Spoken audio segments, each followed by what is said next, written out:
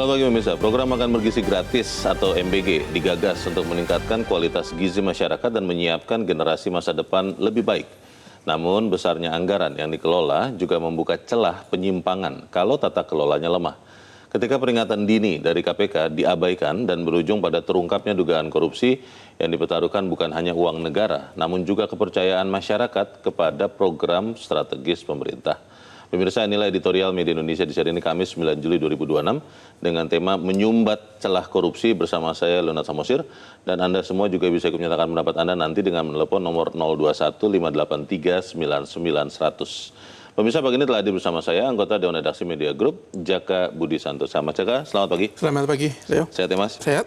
Ini pertanyaan besar saya adalah kenapa judul editorial pagi ini menyumbat celah korupsi? Kenapa celah korupsi itu hanya disumbat, bukan ditutup habis? Apakah memang kita juga mulai tidak terlalu percaya bahwa korupsi ini benar-benar bisa diberantas?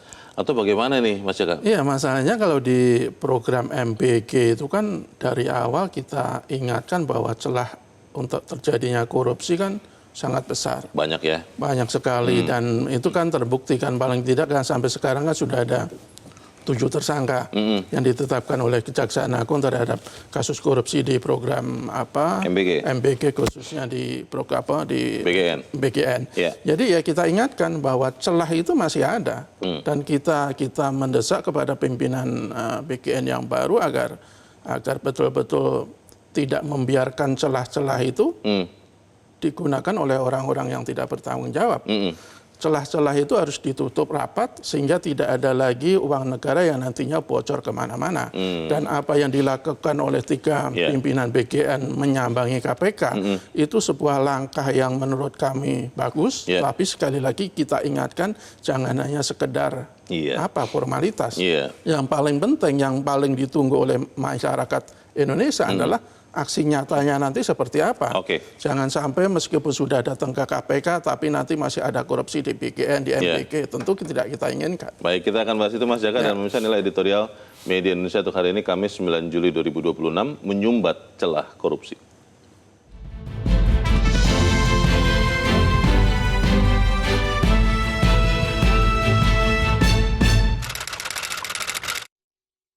Menyumbat celah korupsi.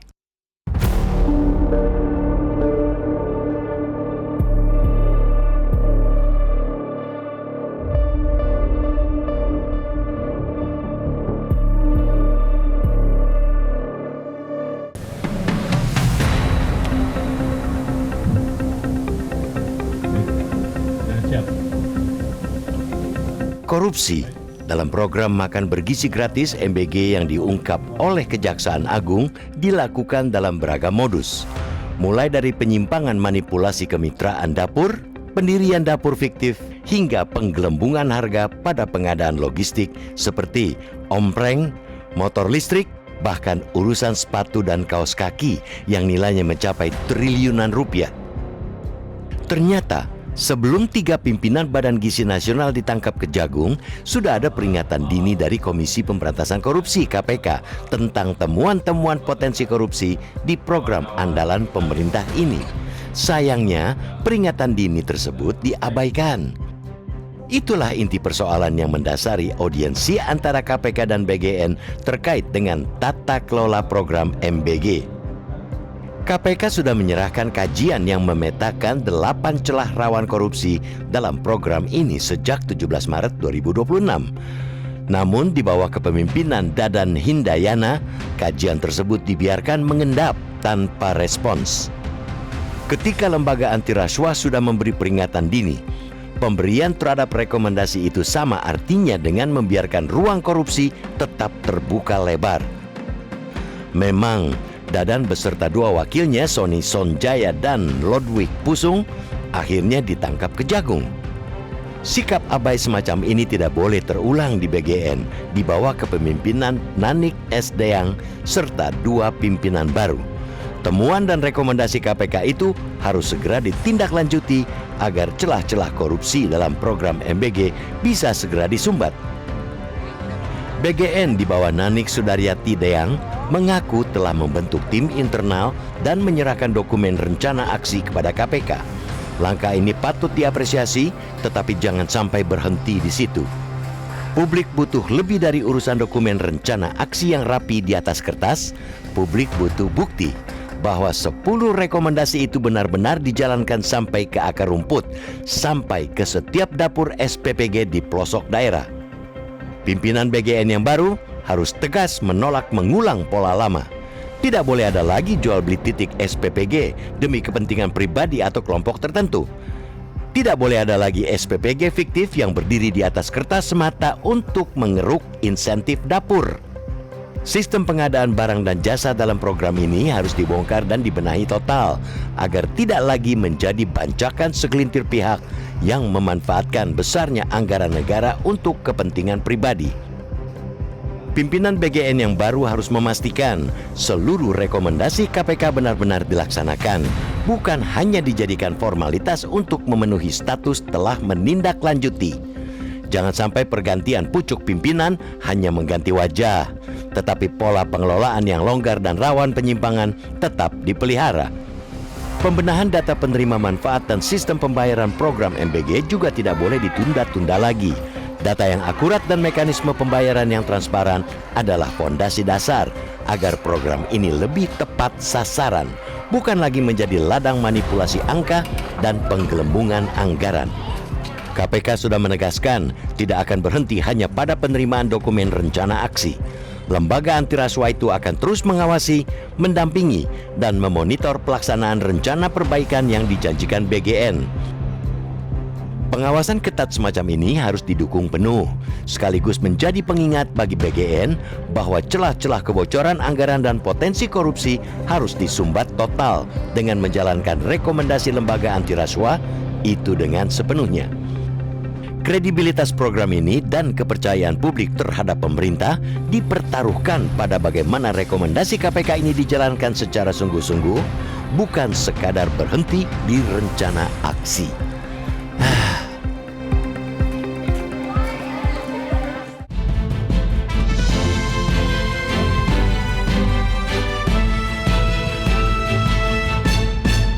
Di bagian berikut Anda bisa ikut menyatakan pendapat Anda, pemirsa. Untuk saat ini tetaplah bersama kami.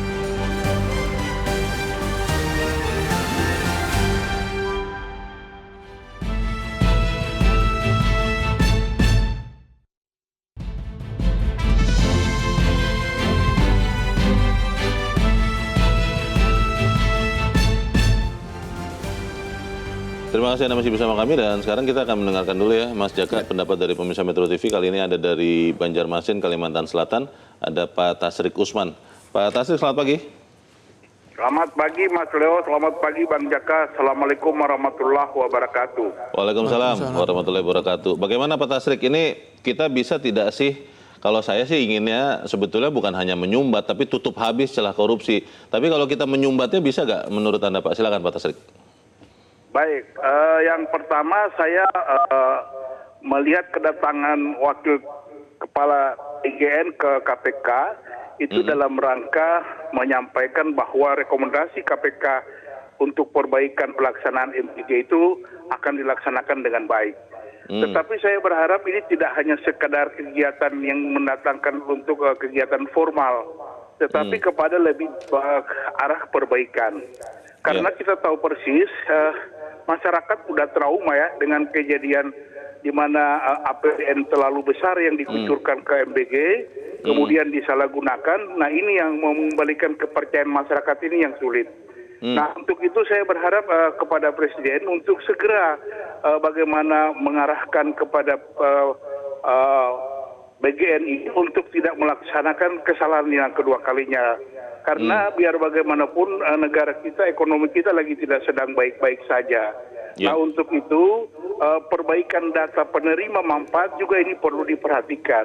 Karena banyak orang tua yang saya perhatikan, orang tua yang mampu itu dibagi BGN, anaknya pun tidak diminta untuk makan. Mungkin ada kekhawatiran apakah basi dan sebagainya. Nah untuk itu supaya lebih terarah, bagaimana kualitas masakan diperbaiki, gizinya diperbaiki, tetapi yang penerima manfaat itu lebih terarah kepada orang-orang yang tidak mampu. Terima kasih. Assalamualaikum warahmatullahi wabarakatuh. Waalaikumsalam warahmatullahi wabarakatuh. Terima kasih Pak Tasrik Usman di Banjarmasin, Kalimantan Selatan. Selamat pagi Pak.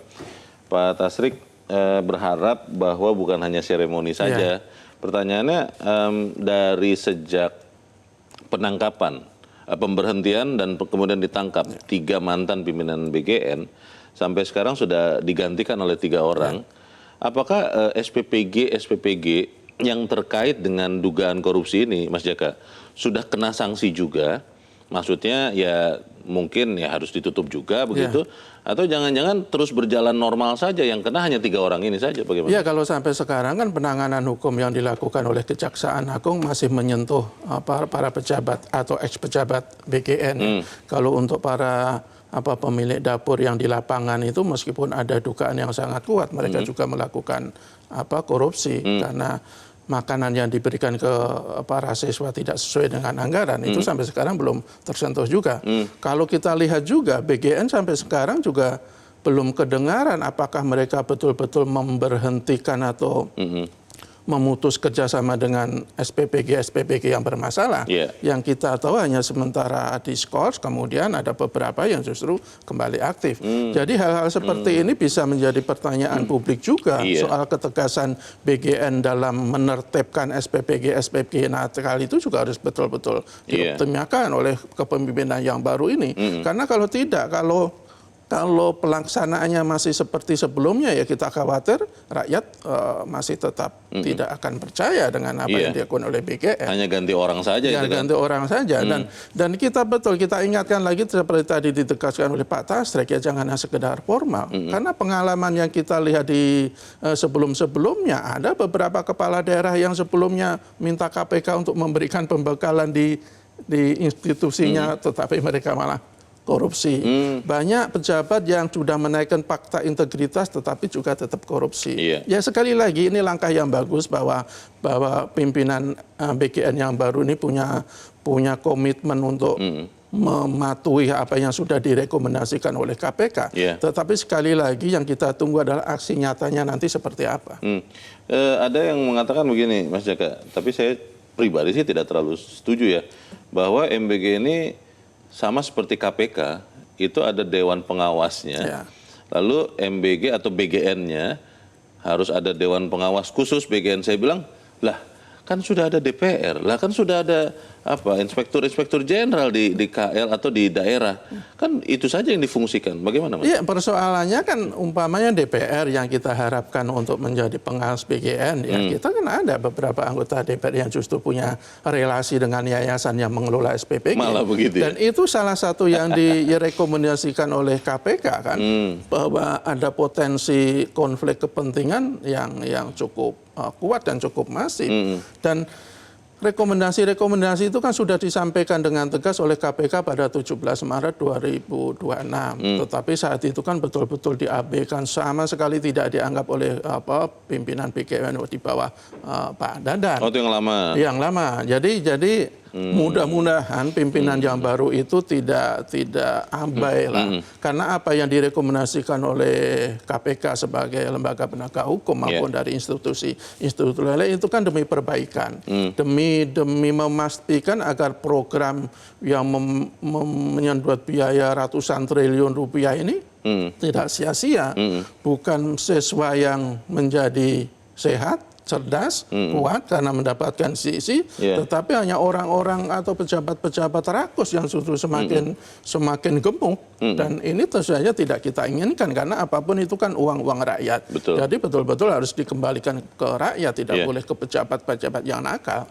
Kalau setelah ada pertemuan ya kita katakan pimpinan baru BGN dengan KPK, apakah kemudian KPK bisa menunggu saja ada perbaikan yang dilakukan sendiri internal oleh pimpinan BGN di MBG, atau KPK memang harus terus melakukan kerjanya? Karena kalau kita melihat kan sebetulnya dugaan korupsi yang dilakukan mantan pimpinan BGN ini, Mas Jaka, walaupun kemudian dieksekusi oleh Kejagung, tapi kan KPK sudah mengendus juga.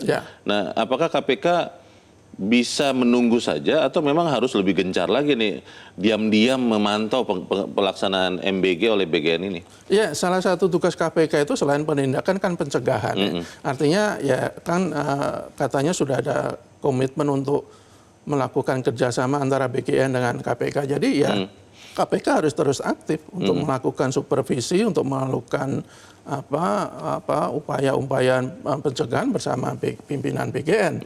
Karena kalau kita lihat meskipun sudah ada komitmen, tapi kan potensi untuk terjadinya korupsi di BGN itu kan masih sangat besar. Karena kan ada prinsip dasar ketika begitu banyak uang yang tersedia, begitu besar juga nafsu untuk melakukan korupsi. Iya. Jadi sekali lagi kita ingatkan agar BGN itu betul-betul maksimal memastikan agar apa yang diberikan oleh rakyat, agar uang yang sudah dikeluarkan oleh rakyat itu betul-betul 100% kembali ke rakyat. Tidak boleh seperser pun menjadi bancaan pejabat-pejabat yang nakal. Kalau bicara kasus yang terakhir, Mas Jaka, kan sempat mantan pimpinan BGN SS itu mengajukan diri untuk jadi justice kolaborator, tapi terakhir yang kita tahu kan belum diterima atau tidak diterima. Ada yang khawatir bahwa wah ini jangan-jangan kasusnya tidak bisa terbuka lebar. Nah ini bagaimana kita bahas di bagian berikut. Pemirsa tetap bersama kami, Editorial Media Indonesia. Segera kembali.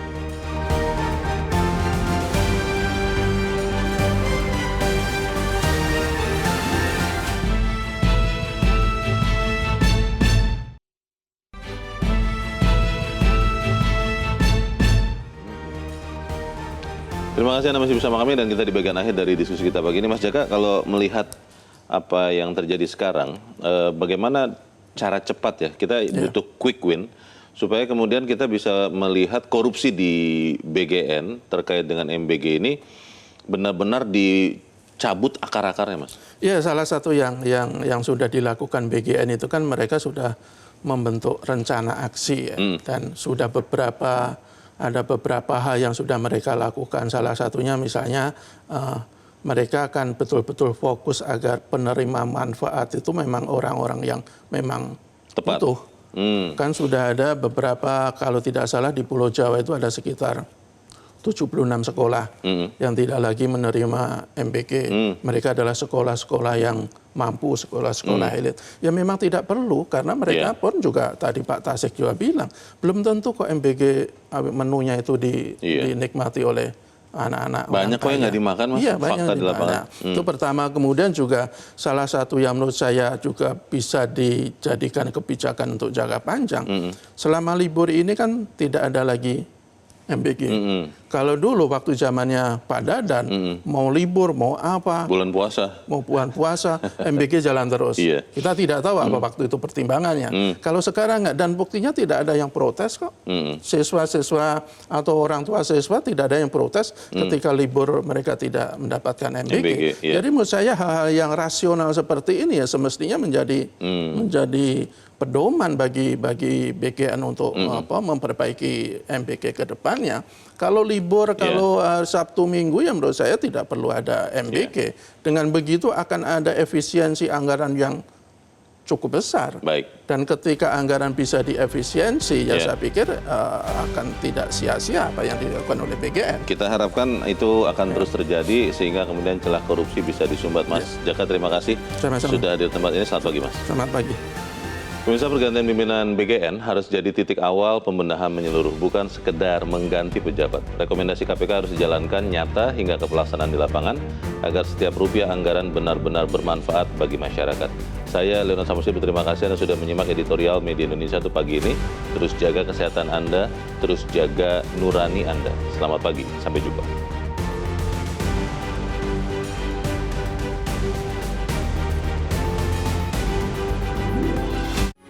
Metro TV. Jelajahi cara baru mendapatkan informasi. Download Metro TV Extend sekarang.